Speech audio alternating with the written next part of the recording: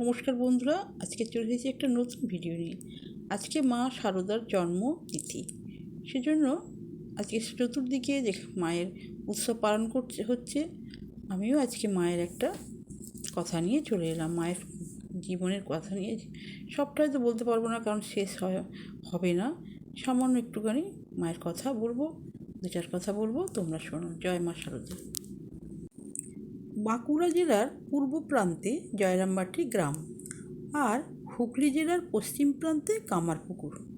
মাত্র 3.5 মাইল ব্যবধান, মধ্যে একটি খালের মতো আঁকাবাঁকা আমোদর নদ।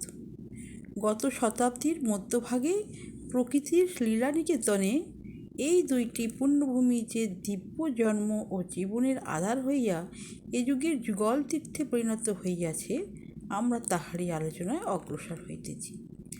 জয়রামবাটি গ্রামখানি খুবই ছোট। তাহার 3 দিকে মাঠ আর একদিকে ওই ছোট নদী। উর্বর জমিতে নানাবিধ চাষাবাদে গ্রামটি বেশ সচ্ছল ও সমৃদ্ধ। ম্যালেরিয়া আক্রমণের পূর্বে গ্রামবাসীদের স্বাস্থ্য বেশ ভালো ছিল। গ্রামে বেশিরভাগই পরিশ্রমী চাষি, কয়েক ঘর শিল্পী আর 2-4 ঘর ব্রাহ্মণ। মুখোপাধ্যায় বংশ এই গ্রামের বাসিন্দা।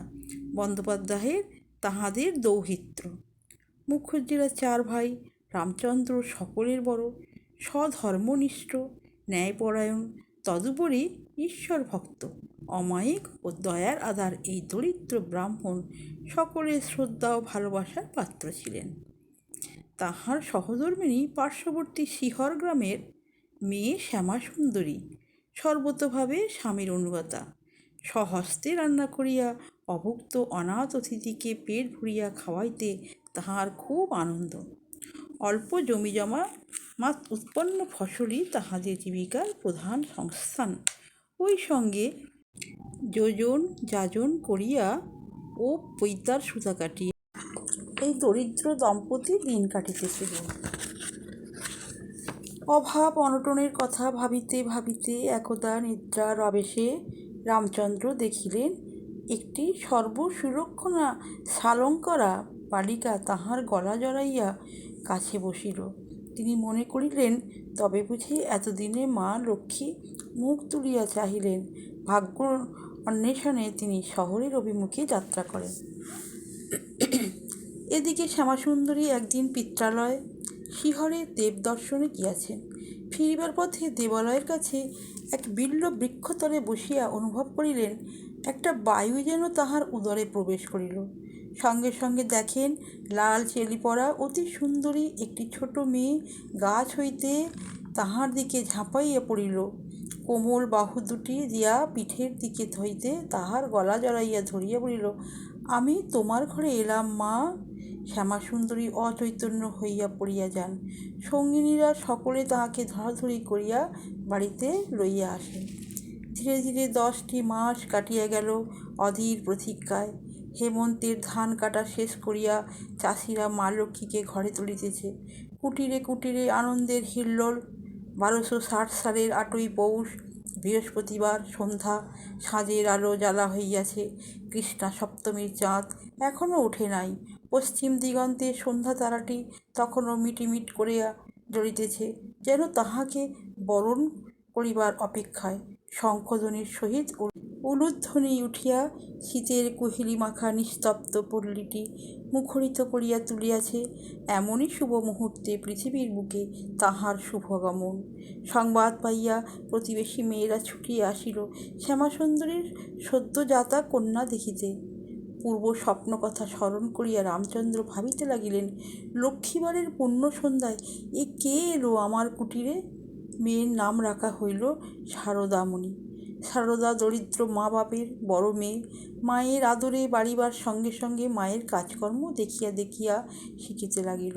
ছোট ভাই বোন কয়টি আসার পর মা আর একা সব পারিয়া ওঠেন না। শারদাও সংসারের অনেকখানি দেখে। দিদি হইলে কি হয়, মায়েরই মতো সে ছোট ভাই বোনদের যত্ন লয়, তাহাদিগকে স্নান করায়, খাওয়ায়, ঘুম পাড়ায়। বয়সের তুলনায় শারদা একটু গম্ভীরই ছিল।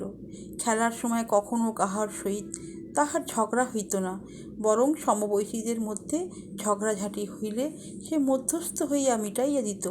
খেলার মধ্যেও সকলের খবরাখবর লওয়া, তাহাদিওকে যত্নাদি করা, এই কাজই তাহার ভালো লাগিত। মাতৃভাব যেন তাহার জন্মগত। কখনো পুতুল খেলা, কখনো বা দেবদেবীর মূর্তি গড়িয়া ফুল দিয়া সাজানো, ইহাও ছিল তাহার খেলার অঙ্গ। একবার জগদ্ধাত্রী প্রতিমার সম্মুখে সারদা এমন তন্ময়ভাবে ধ্যানস্থ হইয়া যায় যে তাহার মুখমণ্ডলে দেবীর মতো সৌন্দর্য ও গাম্ভীর্য ফুটিয়া উঠিয়াছিল। তখন তাকে দেখিয়া তাহার পরিচিত লোকেরাও চিনিতে পারে নাই কে এই মেয়েটি। সারদার কিন্তু লেখাপড়ার বিশেষ কিছুই হয়নি।